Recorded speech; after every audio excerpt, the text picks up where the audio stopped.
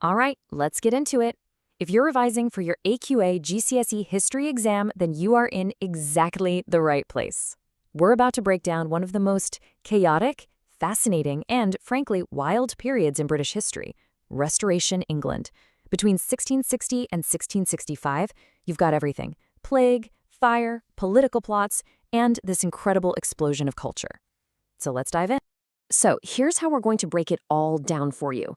We've structured this to perfectly mirror the AQA specifications so you can be confident you're hitting every single point you need to know. We'll kick off with a massive power struggle between the king and parliament. Then we'll look at the crises and culture that shaped London. After that, we'll zoom out to England's global ambitions before tackling that tricky historic environment question. And finally, we'll show you how to pull all of this together to build a truly top-grade answer.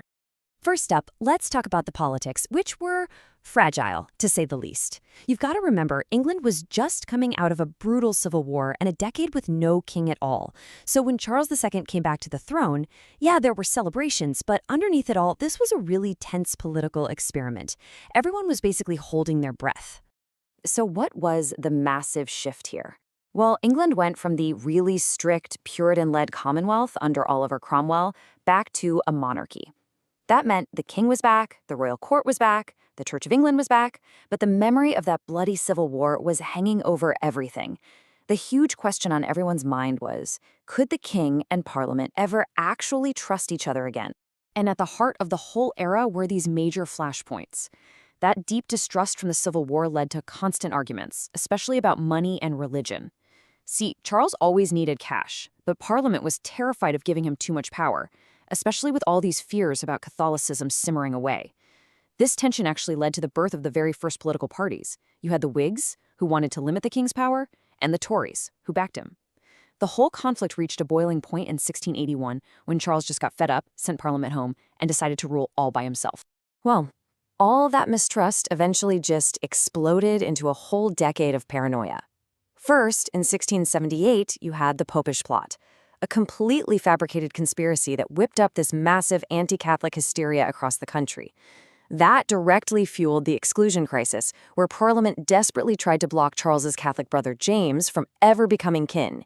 And when that failed, a group of radical Whigs came up with the Rye House Plot to assassinate both brothers. I mean, what this all shows is a nation that was deeply, deeply divided and scared of what was coming next. But, while all the politicians were busy plotting in Westminster, the City of London itself was going through a period of insane contrasts. The city was about to face two of its worst disasters ever, but at the exact same time, it was experiencing this incredible cultural rebirth. In 1665, the Great Plague hit London. This was an absolutely terrifying epidemic. Back then, people had no real idea what caused it. Was it a punishment from God? Was it something in the air? They tried all sorts of desperate things to stop it, but the results were catastrophic. It wiped out a massive chunk of the city's population, and it's just a powerful reminder of the limits of science at the time. And then, as if that wasn't enough, just 1 year later, the Great Fire of London. It started in a small bakery and just tore through the city for days, destroying most of medieval London. But, and this is the key thing, out of those ashes, a new London was born. The fire sparked this huge reconstruction project, led by brilliant minds like the architect Sir Christopher Wren, and his new designs would completely reshape the city for centuries. Yeah, this rebuilding was part of a much bigger cultural boom. Theaters, which had been shut down by the Puritans, burst back into life with these scandalous, witty new plays. Coffeehouses popped up everywhere and became these new hubs for business and debate. King Charles himself was a huge supporter of the arts and sciences, even founding the famous Royal Society. And lucky for us, we have the Diary of Samuel Pepys, which gives us this incredible personal peek into what it was like to live through it all. He's your secret weapon for amazing details in your essays. Now, all this new energy at home was matched by a huge new ambition abroad. So let's zoom out and look at Restoration England's place on the world stage.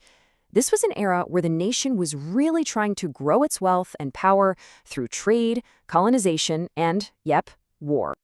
Okay, to really get what was driving all of this, you need to know one key term: mercantilism. This isn't like free trade today. The basic idea was that there's a limited amount of wealth in the world, like a giant pizza. For one country to get a bigger slice, another country had to get a smaller one.